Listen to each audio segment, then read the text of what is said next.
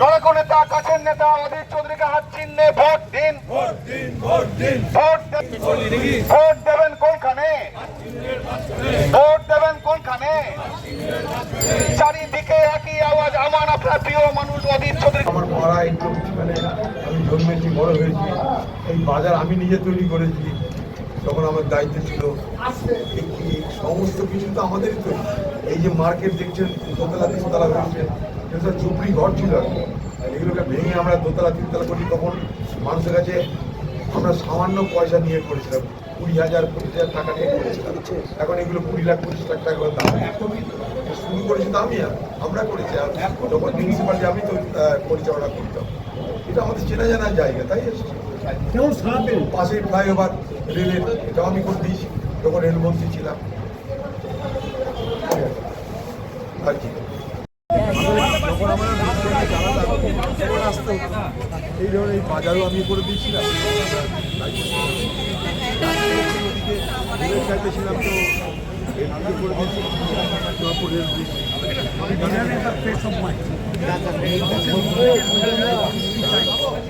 যে প্রান্তে যেখানে প্রচার চাই তারা সবাই বলছে লোকসভার ভুল আমরা আর করতে চাই না। এই শহরটা অভিভাবকহীন হয়ে পড়েছে। অধীর চৌধুরীকে আমাদের দরকার, বিশেষ করে নারী নিরাপত্তার স্বার্থে অধীর চৌধুরীর কোনো বিকল্প নাই।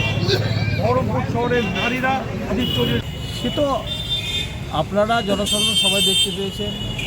দাদাকে দেখে উন্মাদনা, ব্যায়ামের মাঠে সর্বদল নির্বিশেষে সমস্ত লোক খেলাধুলা করে, শরীরচর্চা করে, তারা দাদাকে পেয়ে আপ্লুত, মানে এতটাই খুশি, তাদের আবেগ ধরে রাখতে পারছে না।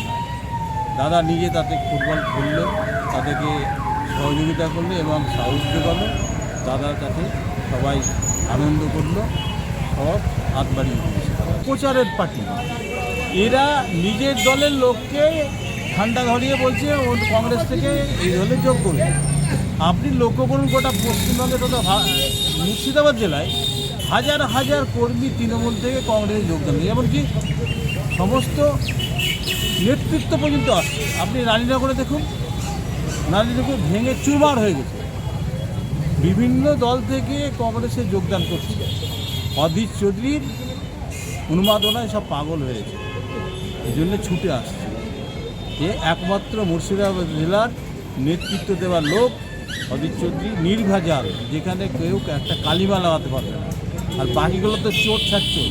কেউ কংগ্রেস ছেড়ে তৃণমূলে বিজেপিতে গেছে, আবার কেউ বিজেপি ছেড়ে তৃণমূলে গেছে। এই তো হচ্ছে খেলা চলছে। যেমন শুভেন্দু অধিকারী, গোটা মুর্শিদাবাদে ও কি করে গেছে সেটা প্রত্যেকটা বাচ্চা পর্যন্ত জানে। এখনও বড় তিলক দিয়ে বড় বিজেপির নেতা হয়ে গেছে, হিন্দু হয়ে গেছে। হিন্দু হতে গেলে কী হতে হয় সেটা নিজে জানে না। তাই এইগুলো কোনো ব্যাপার না, ভোটের আগে এরকম হয়।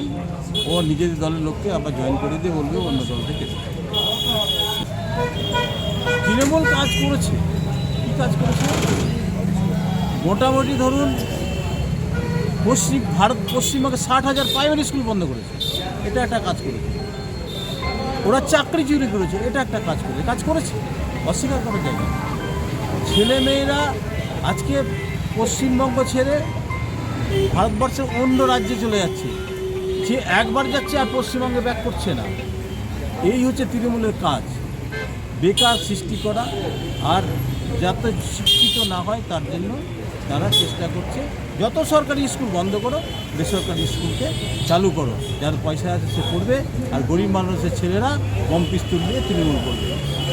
অ্যাকচুয়ালি আমাদের বহরমপুর কেন্দ্রে ভারতীয় জাতীয় কংগ্রেসের প্রার্থী শ্রী অধীর রঞ্জন চৌধুরী, সেখানে উনি বহরমপুরবাসীর জন্য, বহরমপুর বিধানসভা তথা গোটা মুর্শিদাবাদবাসীর জন্য যেভাবে কাজ করেছে, এটা নতুন করে আমি বলার অপেক্ষা রাখি। অ্যাকচুয়ালি দেখুন, ব্যাপারটা হচ্ছে যে তৃণমূলের যিনি ক্যান্ডিডেট, তিনি কী এবং কী করেন সেটা সকলেই জানেন, নতুন করে বলার কিছু দরকার নেই।